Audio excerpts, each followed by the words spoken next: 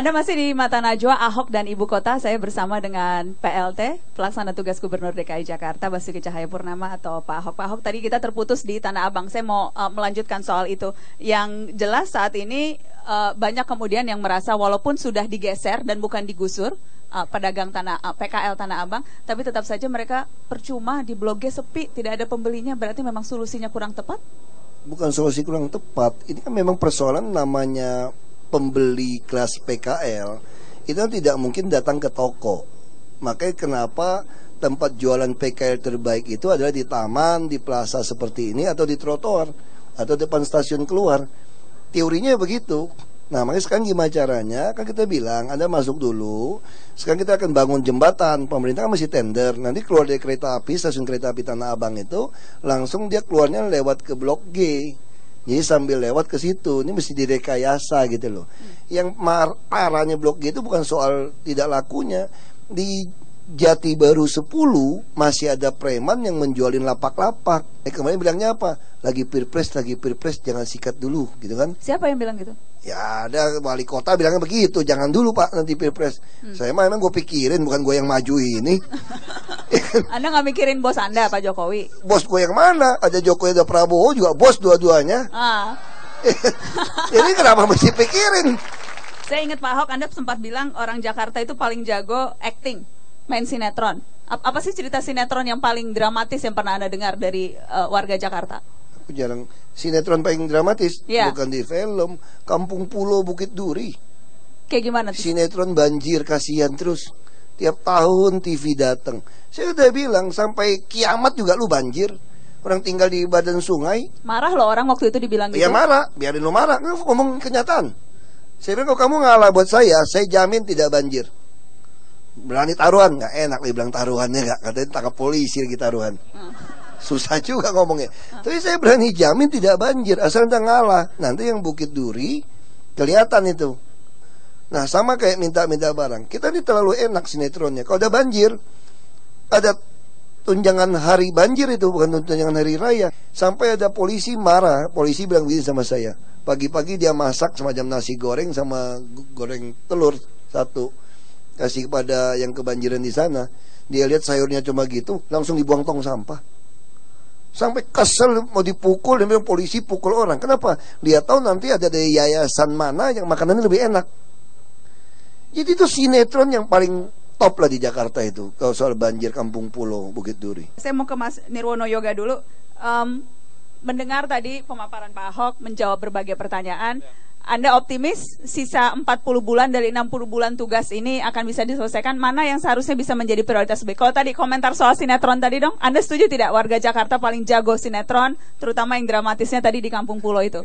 Ya, saya sepakat, karena bagaimanapun juga kondisi di Kampung Pulau Berdiri memang pada dasarnya memang warga tidak bisa pindah karena tidak tersedia lahan rumah susun yang memadai ya sampai sekarang. Dan pasti kalau kita amati sampai sekarang Desember Januari besok pasti akan banjir lagi Pak Ahok, karena tidak ada perubahan signifikan sejak Januari Februari kemarin. Nah, yang menjadi pokok persoalan memang ada dua yang kita amati. Yang pertama memang sosialisasi ya Pak Ahok ya, sosialisasi warga untuk relokasi ke rumah susun itu kita akan mengalami rekayasa sosial karena tidak mudah memindahkan warga dari mau di Bantaran Kali, mau di Waduk, tidak mungkin dalam waktu tapi 1 minggu. Saya potong bukan, mereka minta duit, itu yang nggak ketemu. Ya, karena ukurannya ya Pak ya. Jadi mereka bilang, kamu nggak usah ngatur saya pindah kemana deh.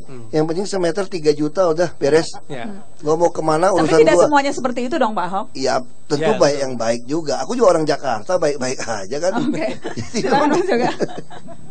Kesulitannya itu? Ya, antara ini tuh ya. Terus kemudian rumah susun juga ya Pak Ahok ya. Rumah susun yang tersedia dibangun tahun ini itu tidak akan mencukupi dengan kebutuhan warga yang akan dipindah dari Bantaran ke tahun ini, karena juga kemampuan untuk menambah rumah susun tidak semudah yang dibayangkan juga, termasuk lahan dan kemampuan dari APBD ya. Nah, selain itu juga mungkin yang perlu diapresiasi kepada Pemda DKI tahun ini adalah minggu ini kan baru disahkan Perda nomor 1 tahun 2014 tentang rencana detail tata ruang DKI Jakarta 2030. Ini tentunya juga aplaus buat Pak Ahok terutama dari teman-teman di Pemda. Apa yang spesial dari Perda itu? Ya, dari Perda ini kan sebenarnya sudah akan menggambarkan bagaimana rencana DKI Jakarta sampai dengan 2030. Artinya kita sudah punya impian 20 tahun ke depan seperti apa. Pak Ahok? Ya sesuai visi misi tadi. Kita tahun depan sudah akan masukin masyarakat Asia Tenggara. dan secara politik luar negeri kita, seluruh Asia Tenggara ini ibu kota itu di Jakarta loh. Kayak PBB itu di New York gitu kan. Nah, jadi kalau kelas kita masih kelas seperti ini masalah. Makanya kita mau bangun Jakarta betul-betul setara dengan mereka, tertata rapi, tapi layak huni untuk segala kalangan ekonomi dan manusiawi. Nah, makanya kami berpikiran kita harus menyediakan rumah susun yang tidak dijual. Karena di Jakarta kota besar, orang miskin, orang yang kurang beruntung selalu akan ada. Sampai kita mati pun akan ada. Nah, makanya pemerintah Jakarta harus menyediakan rusun. Nah, sekarang yang jadi masalah kenapa jadi mampet lagi?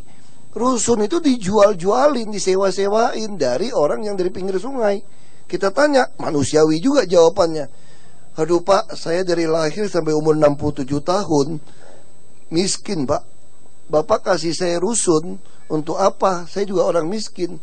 Ada yang mau bayar 45 juta buat over hak sewa. Mendingan aku dapat 45 juta, aku balik ke sungai lagi Pak.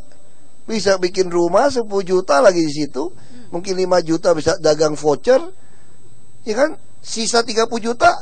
Ya mungkin masih ada yang pengen kawin lagi sama saya, kan lumayan. Jadi itu persoalan sosial di situ. Makanya saya keraskan, ternyata oknum di PNS juga main. Dia buka reward, tiap kali gantikan surat perjanjian itu dapat duitnya juga. Nah, saya udah ancam. KTP saya minta Dukcapil, kalau mau tinggal di rumah susun, KTP pun diubah rumah susun. Kalau tidak ketemu KTP-nya, kan udah lama nggak mungkin pulang ke kampungnya kan, ada kesaksian dari 2-3 tetangganya, kami kasih KTP loh. Oke. Jadi kita ber-KTP DKI. Iya, kita kasih. Jadi kami nggak pernah takut orang minta KTP DKI. Selama Anda punya kerjaan, bisa dapat rumah, kami kasih kok. Nah, itu tadi. Terus di debit lewat bank, lewat bank DKI. Saya udah minta 1 tahun dicuekin dari dinas perumahan. Nah, sekarang saya udah ngancam lagi nih, gertak lagi nih. Lu kalau sampai akhir Juni nggak beres, Juli gue akan kesana, gue bawa pasukan, macam-macam gue tembak-tembakin. Ya gertak lagi gitu loh. Kebanyakan gertak, jangan-jangan beneran nih suatu saat nih. Oh pasti dong, kalau kamu nekat, aku juga nekat. Kan sama, kan pura-pura gila gua. Oke. Pura-pura nih ya. Iya. Saya mau ke Bang Jaja Rizal. Cocok tidak? Memang harus pura-pura gila jadi pemimpin Jakarta? Anda mengamati sejarah Jakarta sejak dulu. Memang perlu tipikal yang seperti ini karena warga Jakarta sulit diatur? Bang Rizal?